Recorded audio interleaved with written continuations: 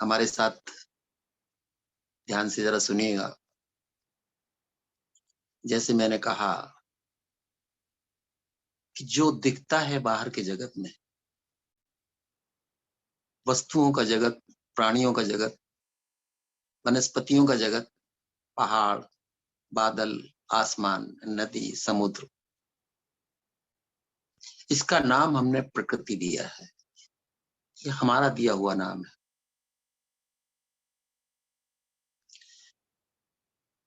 और जो नहीं दिखता, जहां से प्रकृति उत्पन्न हो रही और जिसमें समा रही, क्योंकि कुछ ऐसा है जहां से ये सब प्रकट हो रहा है, ये तो सबने अनुभव किया।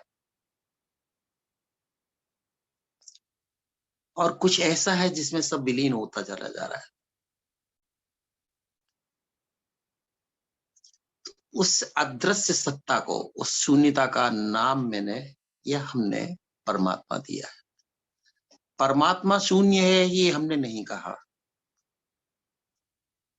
उस अदृश्य शून्यता को हमने परमात्मा नाम दिया है और दृश्य जगत का नाम हमने प्रकृति दिया है।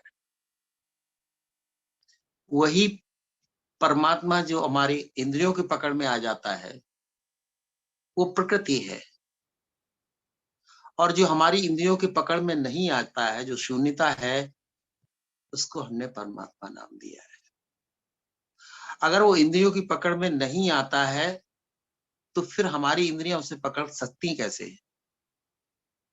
उस शून्यता नामी, निराकार नामी इसीलिए दिया गया है कि वो इंद्रियों के परे है। और उसकी चर्चा भी ग्रंथों में इसी तरह से है कि वो इंद्रियों से परे है। तो जो इंद्रियों से परे है उसे इंद्रियां कैसे देख पाएंगी?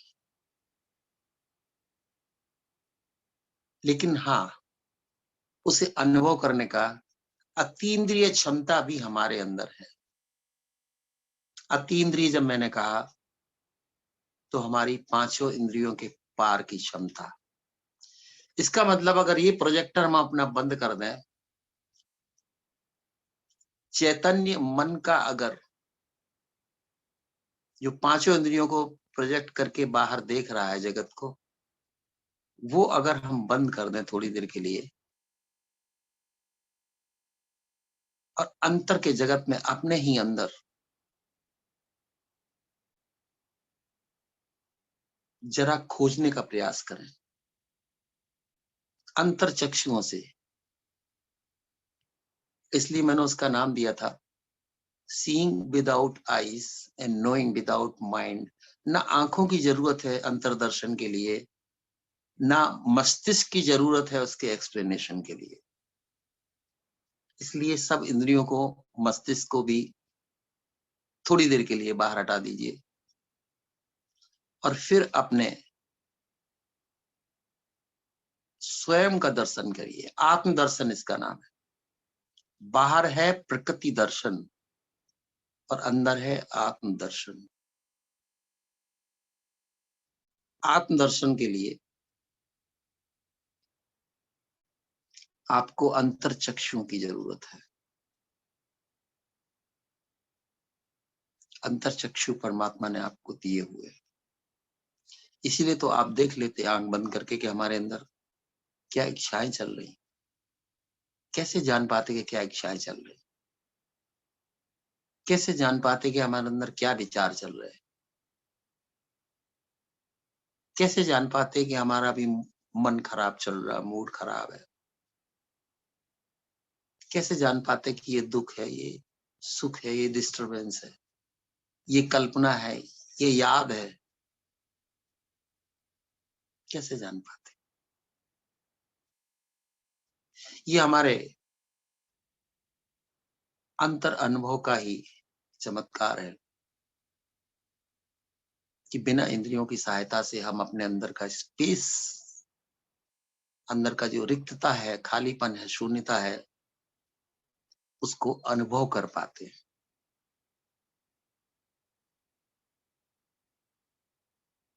इसको ही हम प्योर अवेयरनेस कहते हैं। अतीन्द्रिय क्षमता है ये, इंद्रियों के परे की क्षमता है उस शून्यता को जानने के लिए, उस शून्यता का अनुभव करने के लिए, उस रिक्तता का अनुभव करने के लिए जो हम में व्याप्त है।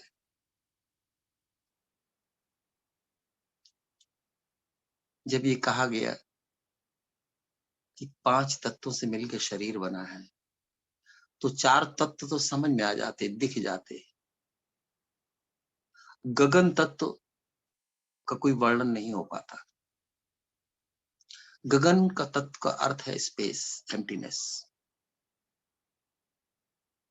और एम्प्टीनेस, उसी एम्प्टीनेस का जो हमें अंतर अनुभव होता है, वही आत्म अनुभव है। 4 तत्व तो शरीर में है,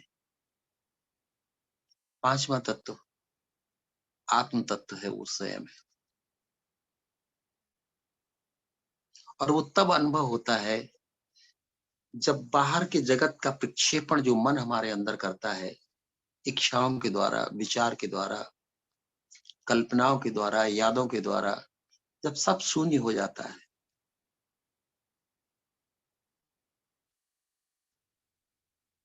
न कोई इच्छा रहे, न कोई चाह रहे, न कोई विचार हो, न याद हो, न कल्पना हो, फिर हमारे अंदर एक शून्यता प्रकट हो जाती है, एक रिक्तता, एक खालीपन। और वो खालीपन भी किसे महसूस हो रहा है? मन तो वहां है नहीं, क्योंकि मन तो एक भाषा को समझता है। चाह एक भाषा में थी, विचार एक भाषा में थे, यादें भी एक भाषा में थी, और कल्पनाएं भी एक भाषा में थी। लेकिन ये भाषा रहित अनुभव रिक्तता का, ये शब्दों के परे का अनुभव, ये वाणी का परे का अनुभव, ये स्वयं आत्मा को ही हो सकता है। Only self can know the self. आत्मा ही आत्मा का अनुभव कर सकती है। और ये अनुभव हमारे ध्यान को जब हम अंदर ले आते हैं, जो बाहर फैला हुआ था इंद्रियों के द्वारा बाहर के जगत में, जब अंतर के जगत में हम इसी ध्यान को अंदर ले आते हैं, तब उस ध्यान के द्वारा जो ध्यान का सोर्स है, स्रोत है, उसका पता चलता है।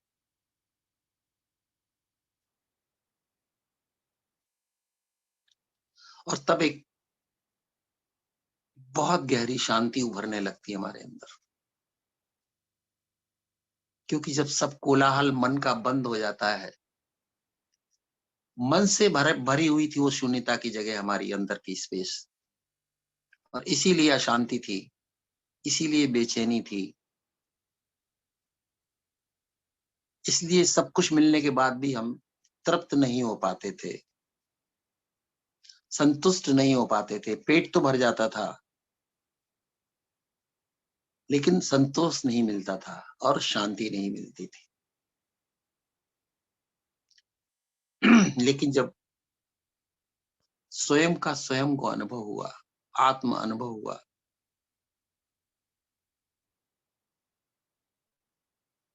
तब पता चला कि यही शून्यता है, यही परमात्मा का दिया हुआ गगन तत्व है, या आत्म तत्व से है। और ये सदैव बाहर के परमात्मा से जुड़ा है। जो एक शरीर के अंदर आबद्ध गगन तत्व है, उसको हमने आत्मा नाम दिया है, और बाहर जो विस्तारित है, उसको हमने परमात्मा नाम दिया है। जो विस्तारित शून्यता है बाहर, अनंत की विस्तारित शून्यता, निराकार, उसका परमात्मा नाम दिया। और जो आबद्ध हो गया हमारे शरीर में, जैसे एक घड़े के अंदर आकाश बंद हो जाता, तो इसे घटाकाश कहते हैं। तो इस अंतरात्मा को भी घटाकाश कहते हैं। तो ये अंतर का जो घटाकाश है, वो बाहर के आकाश से सदैव जुड़ा हुआ है, एक पल भी उससे छूटता नहीं है। अगर ये संबंध टूट जाता है सांस के द्वारा, तो इंसान फिर जीवित इंसान क्या, कोई भी जीव जीवित नहीं रह सकता। यानी हर जीव में वो आकाश तत्व समाया हुआ है और बाहर जुड़ा है सांसों के द्वारा।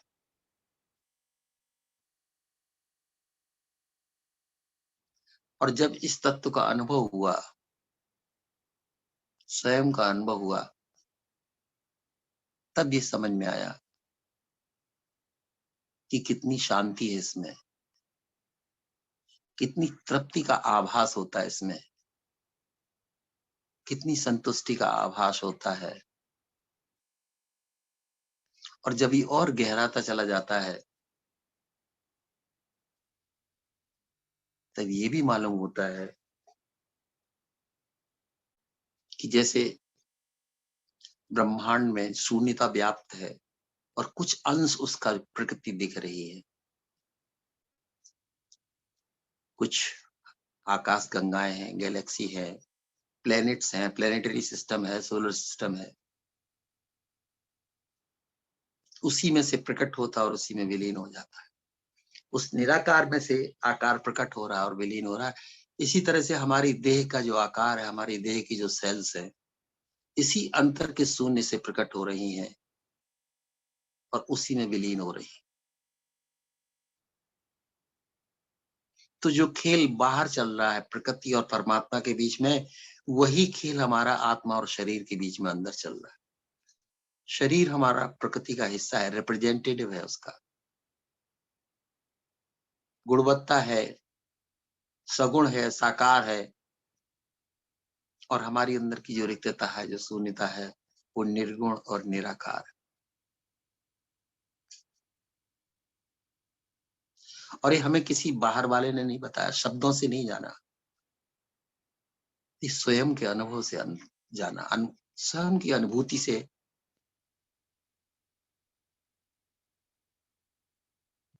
खुद स्वयं के द्वारा स्वयं की अनुभूति से पता चला, इतनी शांति, इतना सुख और इतनी तृप्ति जो कभी भी बाहर नहीं मिली। यहाँ अकारण कैसे है? परमात्मा अकारण होता है, प्रकृति कारण का परिणाम है, शरीर किसी कारण का परिणाम है और आत्मा अकारण है।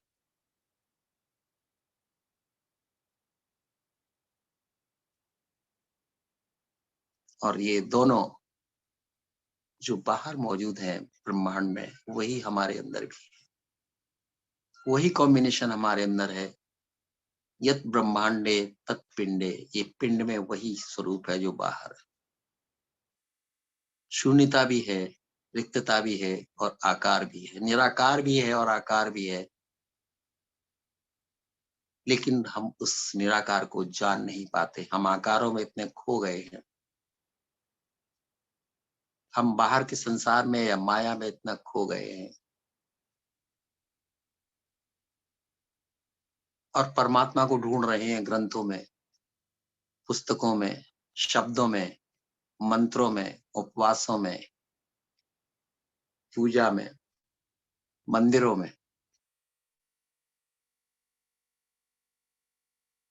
जो वस्तुतः तुम ही हो, तो मिलोगे कैसे तुम बाहर?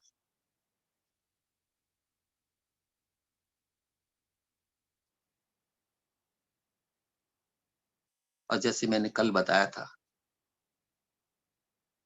कि भक्ति में द्वैत होता है, एक भक्त और एक जिसकी पूजा करता है भक्त, इष्ट देव। सेवा मार्ग में भी द्वैत होता है, सेवा करने वाला व्यक्ति और जिसकी सेवा हो रही। इसलिए भक्ति आकारों पर निर्भर है। मूर्ति एक आकार होती है परमात्मा की, और उस मूर्ति की पूजा करने वाला भी मूर्ति है। एक आकार एक दूसरे आकार की पूजा कर रहा है, सेवा भी एक आकार दूसरे आकार की सेवा कर रहा है। सिर्फ ये ज्ञान मार्ग है, ये अद्वैत का मार्ग है। यहाँ निराकार निराकार को जान रहा है, यहाँ ना कोई पूजा कर रहा है, ना कोई सेवा कर रहा है। ये शुद्ध अनुभव है, अनुमान नहीं है कुछ भी। यहाँ स्वयं के द्वारा स्वयं का अनुभव। और उस अनुभव का आधार है हमारा ध्यान की ऊर्जा, एनर्जी ऑफ अटेंशन। उसी एनर्जी ऑफ अटेंशन की सहायता से हम बाहर का जगत चलाते हैं, याद रखना। उसी से हम बाहर खोज करते हैं, रिसर्च करते हैं, बिजनेस करते हैं, काम करते हैं। अगर ध्यान की ऊर्जा ना हो तो हमारे कोई भी काम सफल नहीं हो सकते। शरीर का बल या शरीर की ऊर्जा एक बात है, मन का बल और मन की ऊर्जा दूसरी बात है। मनोवैज्ञानिक शक्ति ऊर्जा तीसरी बात है। लेकिन जो ध्यान की ऊर्जा है वो अध्यात्म से आती है, स्पिरिचुअलिटी से आती है।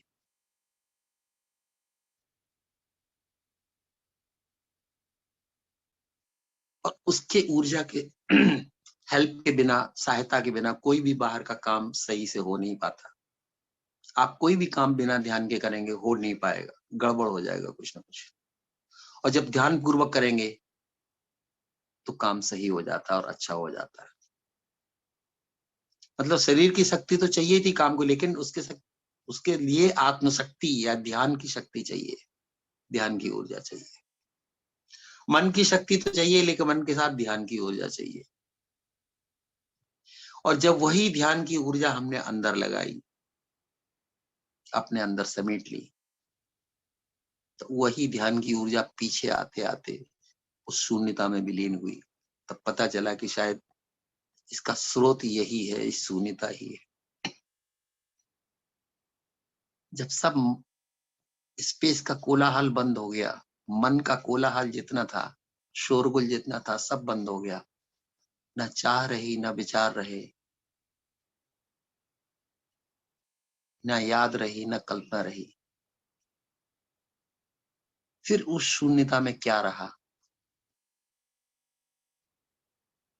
किसको क्या देखा, किसको अनुभव हुआ और क्या अनुभव हुआ?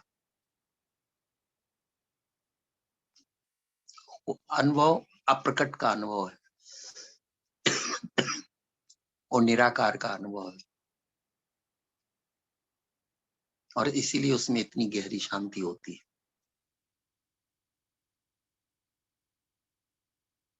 और उसमें इतना जॉय, आनंद है, ब्लिस है।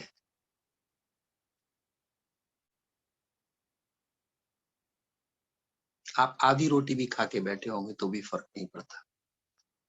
जब आप अपने ध्यान में समा जाते हैं, अंतर ध्यान में, तो इतनी खुशी मिलती है, इतनी शांति मिलती, पता चलता है ये अनुभव है कहाँ का।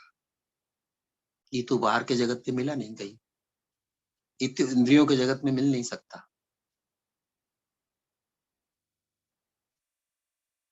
और जिसको इसका स्वाद अंतर जगत का लग गया,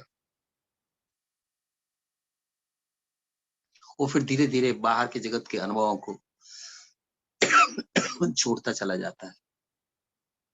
उसे बाहर जो रस था वो अब नीरस में बदल गया। जिसको आत्म रस लग गया, स्वयं के अंदर का रस लग गया, उसके लिए सारे रस छीण हो गए।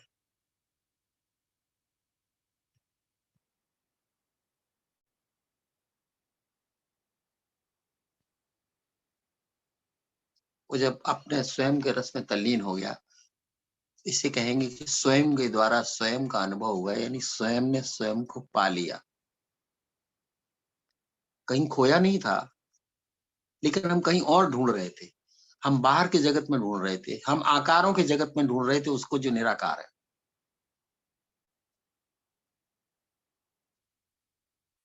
अब जब निराकार ने निराकार का अनुभव कर लिया, तो अब आकारों से हमारी जो लिप्तता थी, अटैचमेंट था, वो छूटने लगा। फिर आकार हमें धीरे धीरे नीरस लगने लगे, रस नहीं है उनमें कोई। फिर धीरे धीरे ये भी अनुभव हुआ कि आकार दुख देते हैं। सुख तो देते हैं, लेकिन सुख से ज्यादा दुख मिलता है उनसे। आकार बंधन का कारण होते हैं, अटैचमेंट्स। निराकार मुक्ति है, आकार बंधन है। आकार में आकांक्षाएं कभी, इच्छाएं कभी समाप्त नहीं होती, और जब तक इच्छाएं समाप्त नहीं होंगी वही पुनर्जीवन का कारण बनती चली जाएगी। पुनर्जन्म किसका होता? उन्हीं अधूरी इच्छाओं का। फिर पूरा करने के लिए आगे फिर प्राणी अपनी प्रयास करेगा, प्रयत्न करेगा, और फिर एक जीवन का चक्र चलेगा उसके साथ। फिर न पूरी कर पाई तो फिर अगला जन्म। जन्म में होता क्या है? पुनर्जन्म में मैंने कहा था इच्छाएं पुनर्जन्म लेती हैं। इसी अंतर ऊर्जा का, जिसे हम आत्मा कहते हैं, आत्म ऊर्जा का एक हिस्सा हमारी मेमोरी में, याद में रहता है, और वहीं कर्म बीज का एक कर्माशय होता है। या तो वो कर्माशय समाप्त कर दिया जाए, नहीं तो फिर से उसमें से अंकुरित होंगी इच्छाएं और पुनर्जन्म का कारण बनेंगी। तो मृत्यु में क्या होता है? आत्मा तो कभी कहीं चलती नहीं, जाती नहीं, क्योंकि वो तो सर्वत्र मौजूद है। जैसे परमात्मा सब जगह है, जो सब जगह है वो चलेगा क्यों? चलने की जरूरत उसे क्या है? चलता तो तभी है कोई जब एक जगह से दूसरी जगह जाए, एक जगह मौजूद है दूसरी जगह जाना चाहता है, लेकिन जो सब जगह मौजूद है वो चलेगा नहीं, जाएगा नहीं। परमात्मा इसलिए जाता नहीं, चलता नहीं।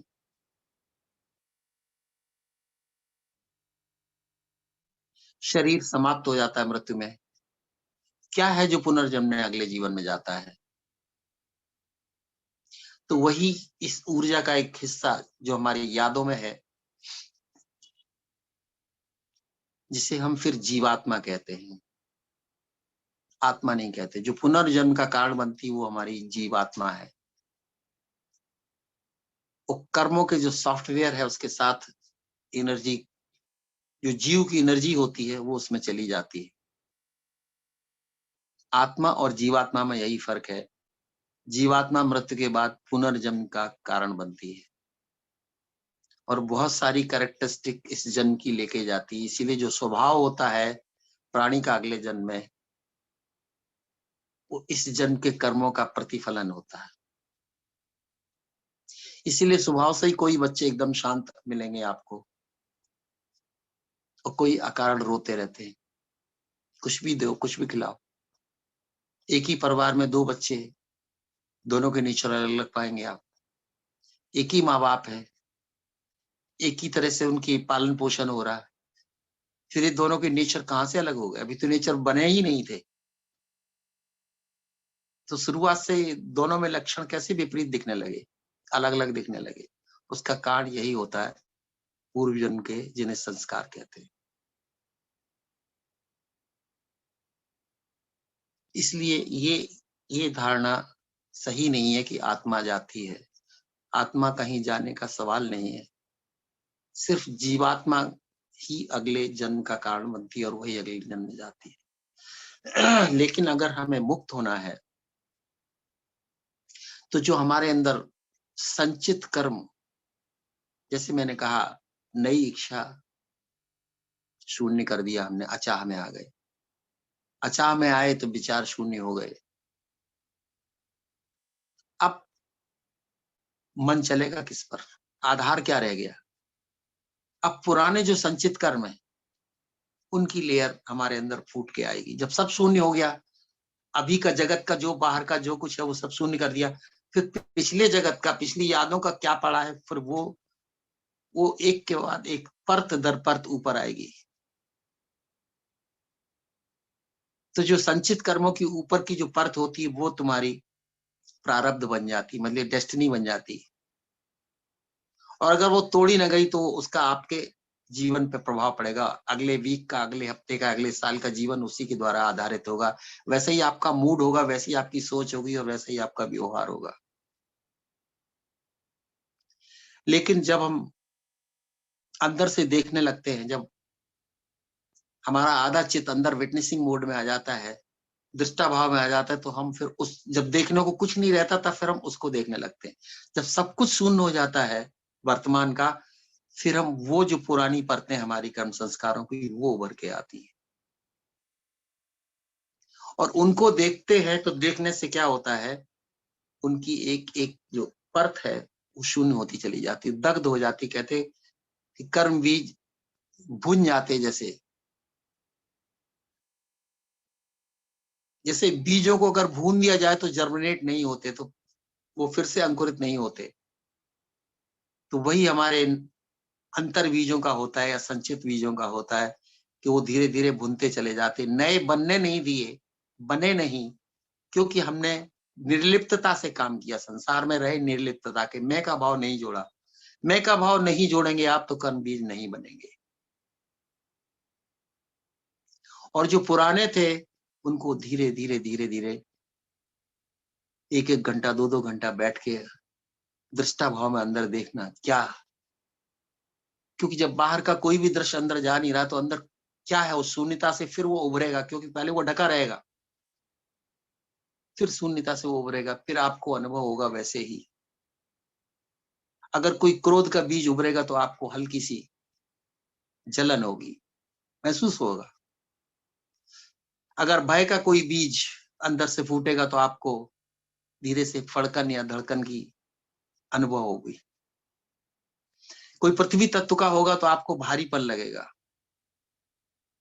क्रोध अग्नि तत्व का प्रतीक है, इसलिए इसमें जलन होती है। भय वायु तत्व का है, इसलिए धड़कन या फड़कन होती है इसमें। तो इस तरह के वो अनुभव छोड़ के जाएंगे, लेकिन ये एहसास अंदर से हो जाएगा कि ये बीज अब खत्म हो गया। दूसरा लेयर आएगा, फिर तीसरा, इससे धीरे धीरे परतें उभर आएंगी, और जितनी जितनी परतें शून्य होती चली जाएंगी, और शून्य तभी होंगी जब आपका दृष्टा वहां मौजूद होगा पूरी शक्ति के साथ। जब वो दिखेंगी सूर्य के प्रकाश जैसा, सूर्य का प्रकाश बाहर होता है ऐसे ही दृष्टा का प्रकाश, उनके लिए वो दृष्टा का प्रकाश वैसा ही होता है, और उसमें वो दग्ध होती चली जाएंगी, न्यूट्रलाइज होती चली जाएंगी। और जितनी जितनी वो परतें जलेंगी आपको अपना अंदर बहुत ज्यादा हल्कापन महसूस होगा, जैसे आप किसी भार से मुक्त होते चले जा रहे हैं। कोई अनजाना भार था जो आपके अंदर था, जो पुनर्जन्म का कारण बन सकता था, वो भार धीरे धीरे धीरे धीरे आप मुक्त हो रहे, और जितने ही मुक्त होते उतने ही आप ज्यादा आनंदित होते चले जाते। आपको इतनी ज्यादा अंदर अनुभूति होती है आनंद की, फिर लगता है ये यही सत्य, यही चेतन, यही आनंद में हूं। बाहर का शरीर में प्रकृति हूं और अंदर का शरीर में ब्रह्म हूं, सच्चित आनंद। और जब पूरा शून्य हो जाता है तब जैसे भगवान बुद्ध के उद्गार थे कि नए बीज हमने बोए नहीं। कैसे नहीं बोए? मैं का भाव नहीं रहने दिया, निमित्त भाव में जीवन जिया, प्रतिक्रिया नहीं की। मैं होता तो प्रतिक्रिया करता, एक साइड ले लेता, बाइज्ड हो जाता, मन चाह करने लगता। मैं नहीं है तो प्रभु चाह में इंसान जिएगा, प्रभु चाह में प्रतिक्रिया नहीं होगी, क्योंकि हर चीज स्वीकार है उसे। नए बीज बोए नहीं और पुरानों को धीरे धीरे छीन कर दिया। अब पुनर्जन्म से मुझे मुक्ति मिल गई। अब जो अगला भवन बनता हमारे जीवन का, उसकी सारी सामग्री मैंने तोड़ दी। ये उनके उद्गार, मैंने सामग्री तोड़ दी नए भवन बनाने। कैसे तोड़ दी? वो सामग्री बाहर नहीं थी, वो भवन बनाने की सामग्री बाहर नहीं थी, वो संचित कर्मों की गति जो अंदर थी वो थी। और वो शून्य हो गई तो उन्होंने कहा अब अगला जीवन नहीं बन पाएगा, यानी मुक्त।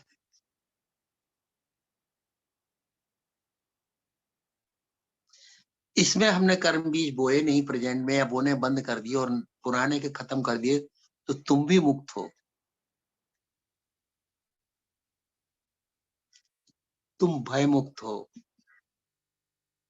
तुम मृत्यु के भय से भी मुक्त हो,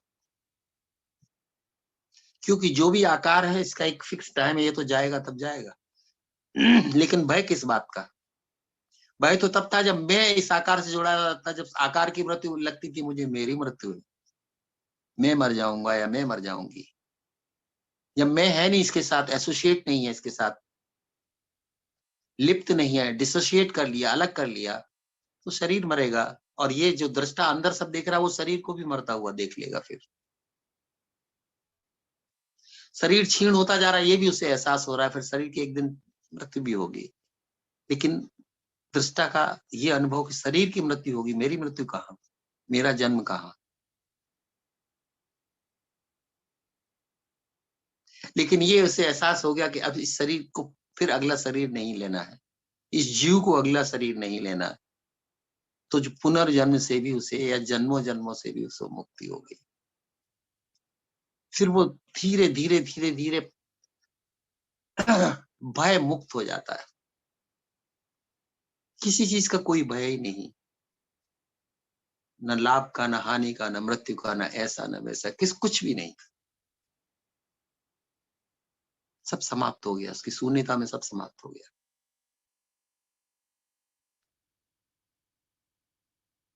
और उसको बस वही एक अनुभव रह जाता है,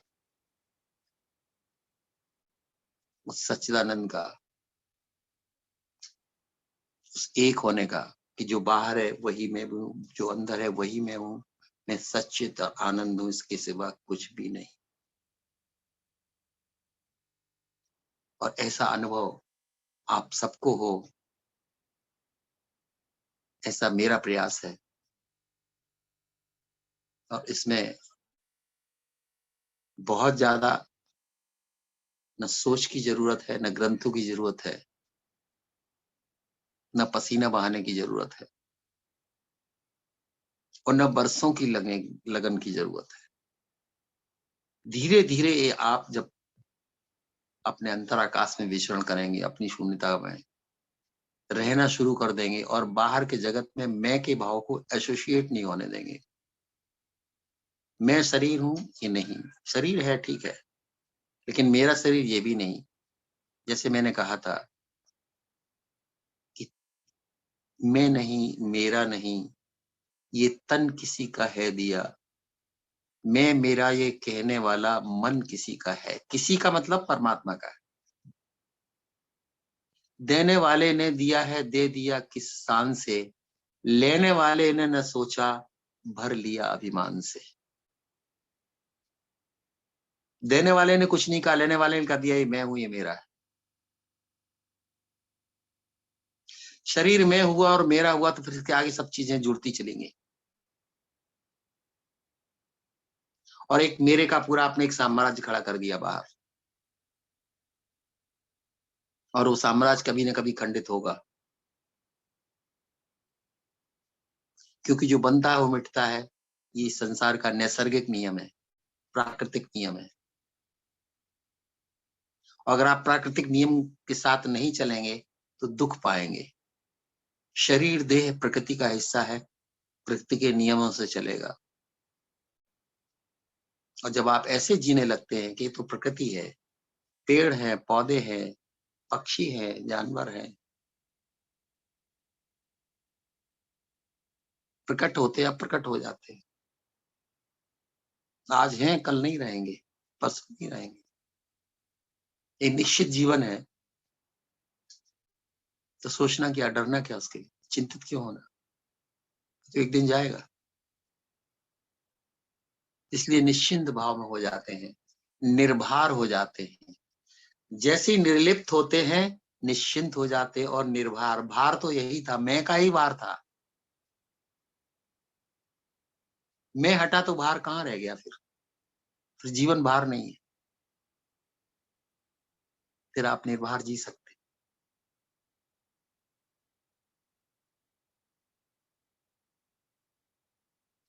यही अंतर ध्यान है, अंतर का ध्यान।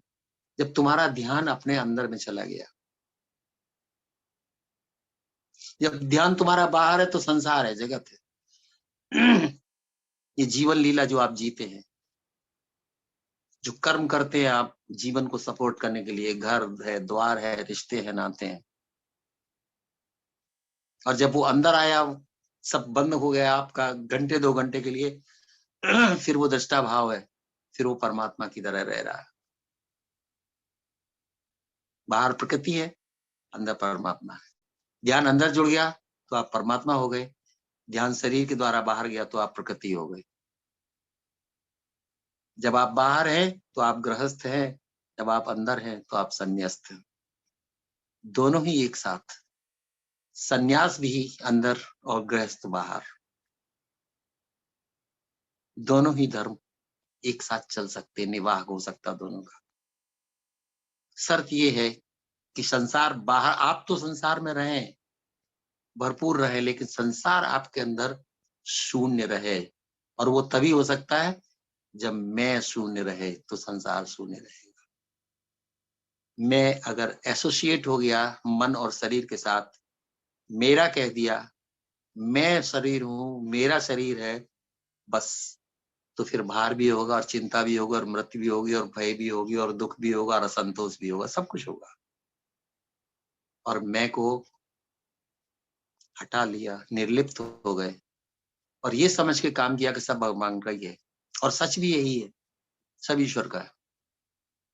मैं, मेरा सारे परिवार, मेरा घर, सब परमात्मा का है, सब उसी की देन है, उसी की गिफ्ट है। Life is the gift of God. तो सब उसी का, तो उसी के निमित्त हम काम कर रहे हैं। तो परिणाम जो भी हो भगवान का, बिगड़े तो बने तो भगवान का, बिगड़े तो बनो, तुम्हारा थोड़ी कुछ बन रहा है, बिगड़ रहा है। तुम तो सेवा भाव में लगे हो, भगवान की सेवा भाव बस कर रहे हो, निमित्त बन के काम कर रहे हो, निश्चिंत होके काम कर रहे हो।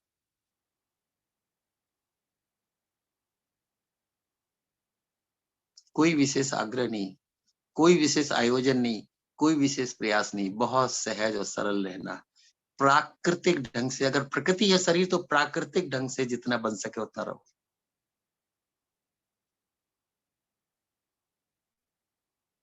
मैं और मेरे को जैसे डिसोशिएट करते हैं, आप सब दुखों से मुक्त हो जाते हैं। यही आज का हमारा विशेष जो विषय था, संदर्भ था, आज के लिए इतना ही था। बहुत बहुत धन्यवाद। Thank you.